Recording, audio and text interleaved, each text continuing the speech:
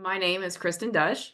I live in the extreme northwest corner of Missouri, and I in a little town called Fairfax, and that's where I attend church, Fairfax Methodist Church, where my husband is a pastor. I was really inspired when I went to Costa Rica and was a guest for the convening General Conference, seeing the people work together the way that they did, and the way that the spirit moved. It was so awesome to be a part of that, and I really would like to do that again in 2026.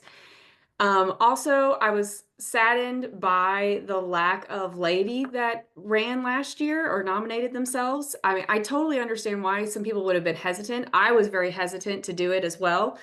But since our denomination is a bottom-up movement, the power of our denomination and where the strength really lies is in the local church, and the local church is comprised of laity. I mean, so there needs to be some laity step up, and as a newly appointed district lay leader, I feel like that's my job to lead by example. I can't ask the laity in a church to become more involved in what's going on in our denomination unless I'm willing to do the same. So a unique perspective that I bring, I am an educator. I teach high school math. I am used to managing different personalities and different personality traits and somehow getting all of us to work together for the greater good, get us moving in a productive direction.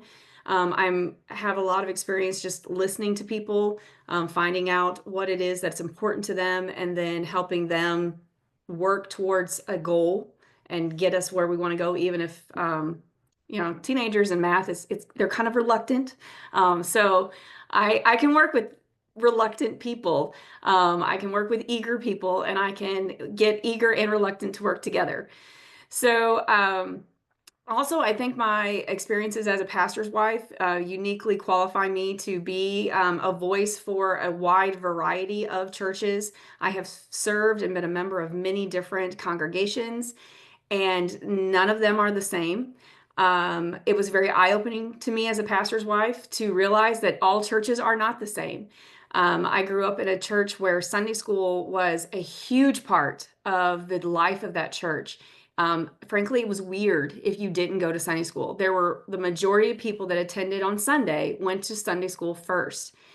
And our first appointment, Sunday school was like non-existent in that church. And it was just such a like eye-opening experience for me that not all churches are the same. And as we have served, I've seen it over and over again that not all churches are the same. There is not a single program that is a universal thing across the board. And so having a perspective, I think gives me, I humbly say this, a little more wisdom when viewing proposed legislation or listening to conversations, because I have more life experiences to draw from and think about how this thing affects not just one group, but many groups. I plan to serve humbly. That was the biggest thing that I noticed with the delegates from last General Conference, not just from the Heartland, but from everywhere. People quieting their self to listen to others and to find a universal way to move forward that acknowledged everyone's perspective and everyone's desire, and truly finding a common ground. I'm a voice for small rural churches. That is the majority of what our Heartland is. That is the majority of my ministry experience with my husband. My vision for growth, I would like to see our denomination find ways to support local churches finding their own voice in ministry.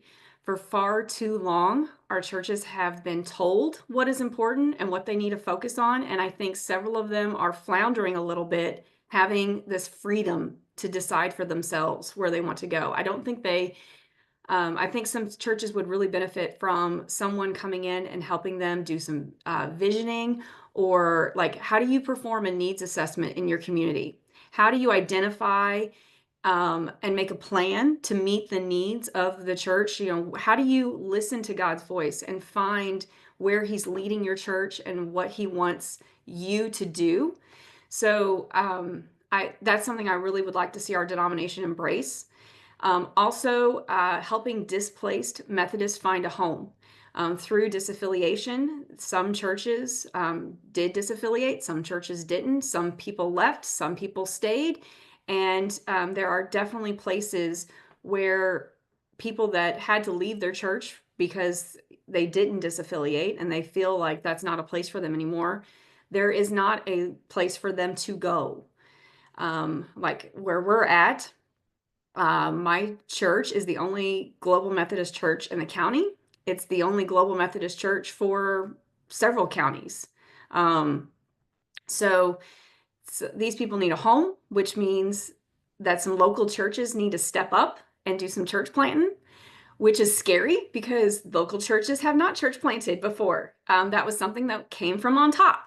And so we need some guidance and some direction and some support, not necessarily monetarily, but through leadership on how can local churches reach out and be more than they ever have been before. As I said earlier, I was blown away by the way everyone carried themselves at the General Conference in Costa Rica. If we just continue with that same mindset and model, no matter what happens, it's automatically going to be a success and it's going to be awesome because it allows the spirit to move. And I saw walls broken down. I saw people hurt, get healed. And I'm not talking like physically, I'm talking emotionally. It was truly beautiful to watch the joy that came from the business sessions. I've attended a lot of annual conferences. I've never been to a general before, so I have a very limited perspective here. I'm one of the weird pastor's wives that actually likes going to conference, not because of the business part, because that was awful and boring, and a lot of politics and a lot of backdoor meetings and negotiating. And um, this was so not that. And as long as we keep that going forward, it's going to be awesome. Um, that open dialogue, mutual respect, Christian brotherhood, truly making sure that everybody had a chance to say and be a part of what the denomination was doing and the direction that we were heading forward. Some topics that I think we need to address at General Conference. We need to finalize the Episcopal model. We have some bishops that are serving temporary short terms while we got our feet underneath us. So it's time to get that leadership decided for the next stage.